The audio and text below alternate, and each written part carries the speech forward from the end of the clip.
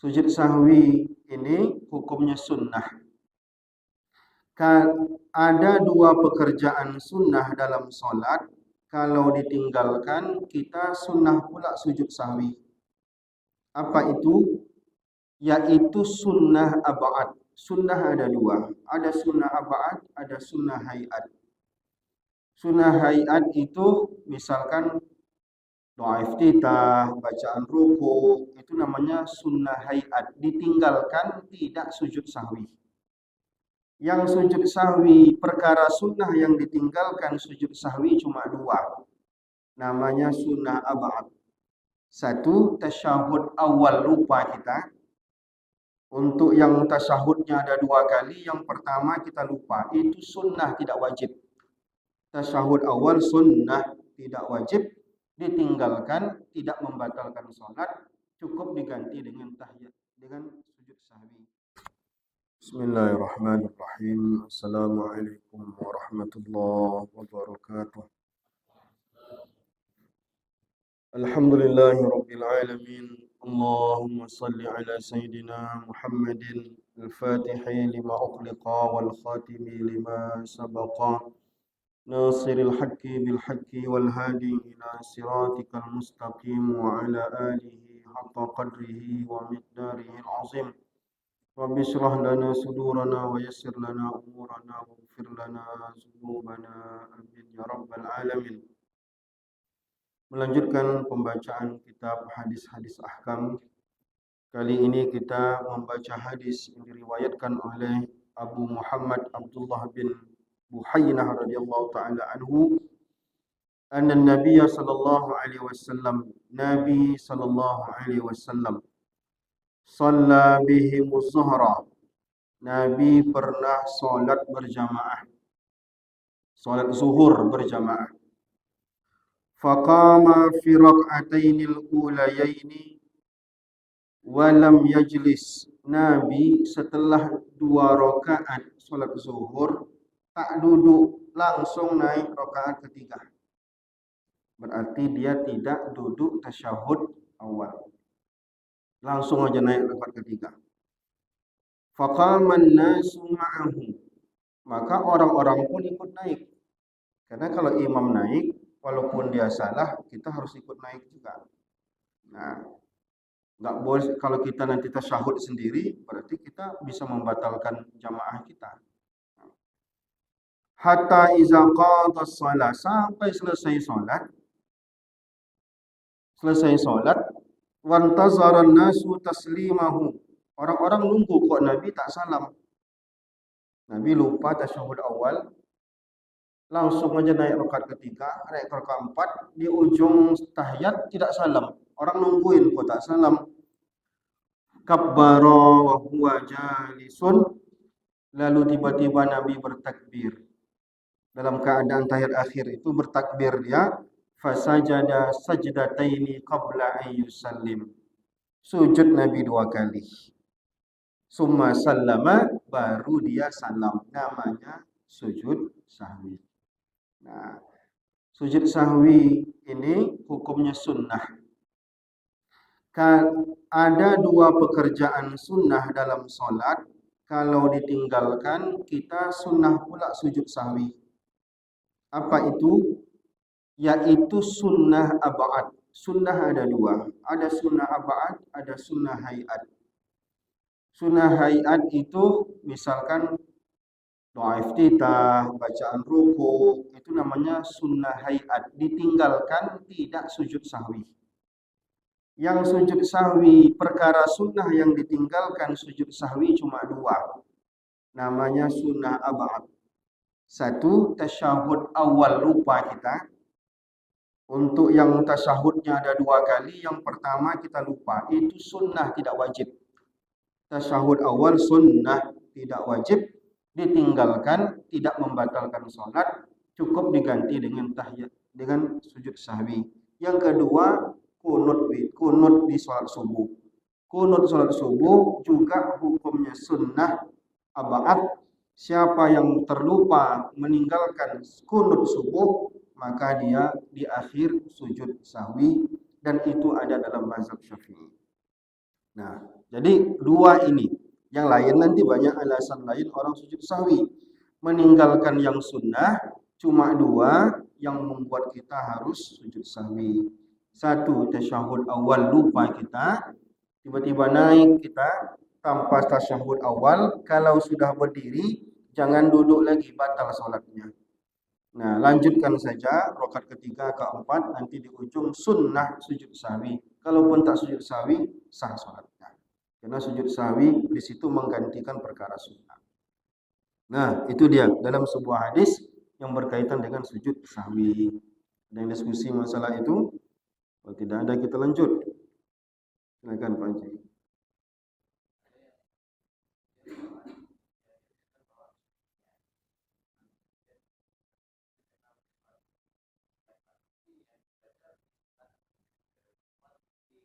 Gimana kasusnya? Maaf lupa.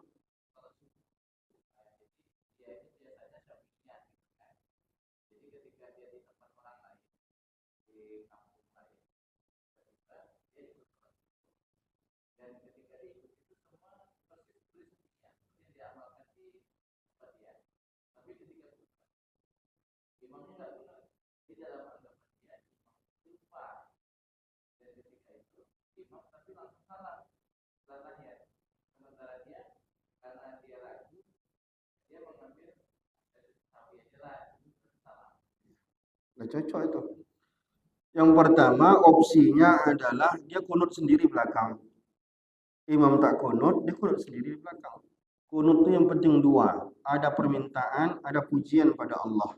Allahumma gfirli, permintaan kepada Allah. Ya Ghaffar, wahai Allah yang maha pengampun, itu pujian untuk Allah. Sudah cukup, itulah kunut itu. Kalaupun mau kunut panjang, silakan.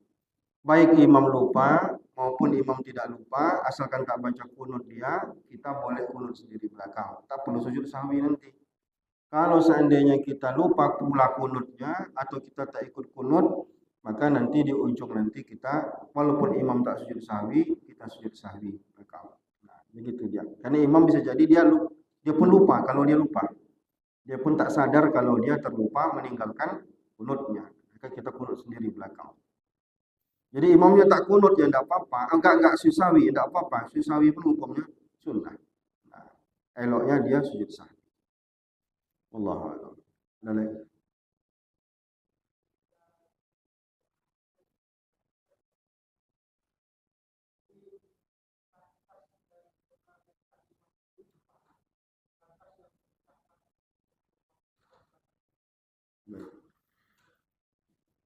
Baik. Jadi kalau dia lupanya ayat Quran, maka kita ingatkan saja. Kita membaca di belakang dia supaya dia teringat apa yang dia lupa.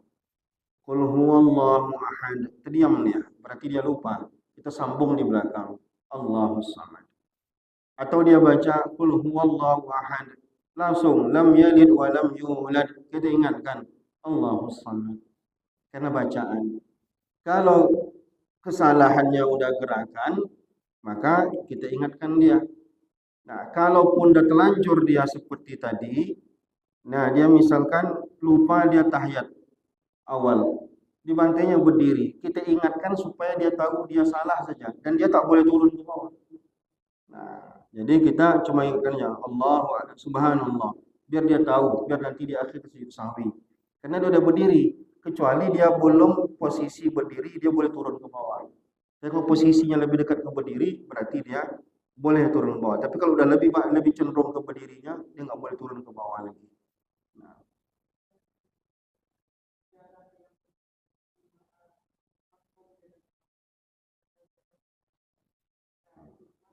semua makmum berhak untuk mengingatkan imam. Ya, tapi kan tidak elok itu saja. Karena apa? Karena kalau makin jauh yang mengingatkan, imamnya juga makin keliru dia. Maka orang di belakang imam itu punya tanggung jawab lebih besar. Mana tahu imamnya pingsan atau sakit atau buang air, tentu dia lebih berhak untuk menggantikan. Kalau bacaan imam salah, sebaiknya dia yang paling banyak hafalannya berada di belakang imam, supaya mengingatkan imam itu dia langsung, tidak orang-orang yang jauh, sehingga imam itu sendiri bingung dia, karena terlalu banyak pula yang mengingatkan. Kadang yang mengingatkan itu banyak sekali orang. imamnya sampai kalap juga untuk, apalagi kalau yang diingatkan tuh salah-salah, beda-beda pula. Yang ini mengingatkan lain, ini ingatkan lain. Nah, jadi memang di belakang imam itu ibaratkan imam pengganti pula lah. Imam keduanya, dia berada di belakang imam. Kalau di Malaysia itu dikasih sajadah khusus pula itu. Supaya jangan sembarang orang yang berdiri di situ. Jangan nanti orang yang baru sholat hari ini berdiri di situ, tiba-tiba nanti imamnya kewalahan, dia tak sanggup untuk, tak ngerti dia apa yang harus dilakukan. Nah, jadi upayakan di belakang imam itu adalah orang-orang yang ngerti sholat, yang bisa jadi imam, ngerti fikih, punya bacaan yang banyak pula. Nah, itu dia. Tapi kalau seandainya ternyata di sab satu tidak ada yang paham kesalahan imam tadi, ternyata misalkan imamnya baca surat sajadah, yang di belakangnya nggak hafal. Tapi sab yang kedua hafal, dia mengingatkan, tak ada masalah. Nah, ini dikhawatirkan saja malah membingungkan imam kalau nanti semua orang dibiarkan untuk memberikan peringatan. Nah, itu saja sebenarnya. Ada lagi yang lain? Silakan, Pak. Oke. Kita baca hadis tentang itu supaya lebih akurat. Kata Rasulullah sallallahu alaihi wasallam, "Iza syakka ahadukum fi salatihi," apabila kalian ragu dalam salat kalian. Falam yadri kam shalah, lalu dia tak ingat lagi berapa rakaat dia sudah salat. Asalasan am arba'an, udah 3 rakaat atau 4 rakaat. Falyatrah syak, buang yang ragu, wal yabni ala mastaiqan, ambil yang yakin. Nah, sekarang pertanyaan kita, mana yang ragu, mana yang yakin di situ? Tiganya atau empatnya? Kalau tiganya udah yakin kita, tentulah yang kita ragukan adalah empatnya. 3 atau 4 ya? Saya ragu udah 3 atau 4. Enggak, itu salah itu. Tiganya dia udah yakin. Nah, 4-nya yang dia ragukan. Itu baru betul. Nah, jadi buang yang ragu, ambil yang yakin. Maka dia menetapkan 3. Lalu kata Rasulullah, "Summa yasjudu sajdataini qabla an yusallim." Nanti di akhir sujud sahwi dia 2 kali. Itu juga salah satu alasan. Ragu adalah alasan di mana kita juga disunnahkan sujud sahwi. Ya. Nah, sunahkan untuk sujud sahwi. Nah, jadi dia lupa dia. 2, 3, 1 atau 2 gitu. Bingung dia. Ambil angka yang paling kecil, selesai urusan.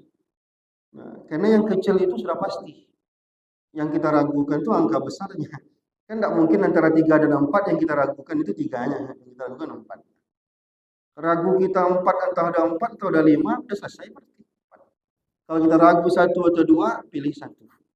Nah, walaupun nanti akhirnya di ujung sholat baru sadar kita. 5 kok rakaat, tidak masalah. Tak batal sholat kita. Walaupun kita menyadarinya di ujung sholat. Wah, ada 5 ternyata. Tidak apa-apa. Sujud sahwi. Nah, jadi sannu sujudi sahwi lisyakki fima sallahu wahtamala ziyadatahu. Sunnah sujud sahwi bagi orang yang ragu dalam sholatnya, ada kemungkinan dia mengurangi atau ada kemungkinan dia menambah jumlah rakaat. Nah, wa annahu qabla salam, nanti dia sunnah untuknya sujud sebelum salam. Nah, itu dia. Ada lagi? Ada banyak pertanyaan, jadi tak perlu banyak-banyak dibaca. Terakhir, silakan.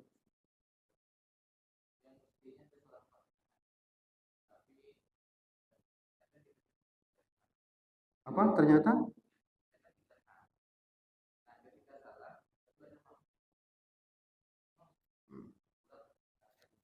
Kalaulah ingatnya baru, artinya baru Assalamualaikum warahmatullahi, Assalamualaikum warahmatullahi, walaupun udah ada zikir dikit-dikit, Astagfirullahalazim, dipukul dari belakang. Pak Imam kurang 1 rakaat. Zaman Nabi pun terjadi. Nabi pun melakukan itu juga terjadi pada Nabi. Nabi sholat zuhur di asar dibantai 2 rakaat. Orang-orang tidak berani negur Nabi sampai selesai. Karena orang segan, rupanya ada orang yang ngomongnya biasa nyeplos-nyeplos gitu. Mereka langsung nanya, Rasulullah, ini jumlah rakaat sudah dikurangi atau kau lupa? Kata Rasulullah, saya tidak lupa. Ditanya yang lain, iya ternyata Rasulullah baru 2 rakaat. Langsung tambah lagi Allahu Akbar, tambah 2 rakaat lagi, nanti di ujung sujud sahwi. Tapi kalau sudah lama, kata ulama, nggak bisa lagi. Zikirnya udah terlalu panjang, udah doa pula, baru ada yang menceletuk, Ustadz itu tadi kurang tuh 1 rakaat, nah, berarti udah batal, ulang lagi. Nah, berarti sholatnya udah dianggap tidak sah, kurang 1 rakaatnya. Tapi kalau baru itu, walaupun sudah ada bicara tadi, kan bicara membatalkan sholat kan, nah, ini karena diperlukan untuk mengingatkan, walaupun bahasa asing di situ tidak masalah. Tapi jangan berdebat, jangan diskusi panjang pula, ya tentu dianggap udah batal berarti sholatnya. Nah, tapi kalau cuma yang belakang ibu-ibu nggak usah heboh, ibu diam saja, nunggu imamnya lagi, ya. Jadi yang belakang aja ingatkan, Pak Imam kurang itu 1 rakaat. Oke, Allahu Akbar, tambah 1 rakaat lagi. Tanpa niat, tanpa apa-apa, nanti sebelum salam, sujud sahwi 2 rakaat 2 kali. Selesai urusan. Tak mesti diulang lagi dari awal. Nah, maka kalau ada imam salah, jangan bubar-bubar dulu, jangan heboh. Kalau kita heboh bisa batal, udah ada putus sholatnya. Heboh pula, imam apa ini macam, itu dah nanti bisa ini santai saja kan, salah satu nanti ada yang ingatkan, oh ya, naik, itu saja. Tapi kalau udah sampai heboh, udah apa segala macam, terputus nanti khawatir. Masih ulang lagi dari awal, dari rakaat pertama. Nah, gitu dia. Nah, jadi bisa saja imam di subhanallah kan, dia bisa jadi lupa dia apa yang subhanallah kan makmum ke saya, bisa jadi dia kalap. Apa salah saya? Apa salah saya? Maka dia harus menjalankan apa yang dia yakini. Nah, makmum sebenarnya pilihan dia dua, ikuti imam atau dia mufarokoh. Saya misahkan diri dari jamaah aja lah, laksanakan sendiri. Misalkan tadi itu ada tiga rakaat ya, di subhanallah kan imamnya enggak paham dia apa yang di subhanallah kan. Makmum ini di mufarokoh, aku misahkan diri dari jamaah. Laksanakan sendiri sampai selesai. Tidak masalah. Tapi kita kan ingin sempurna pula bersama imam, biar pahalanya banyak. Nah, kita bertahan. Tapi makanya imam itu dipilih yang dia paham. Kalau imamnya tak paham juga, diulangnya dari awal. Nah, capek kita hebatnya. Nah, maka pilih yang ngerti. Wallahu a'lam.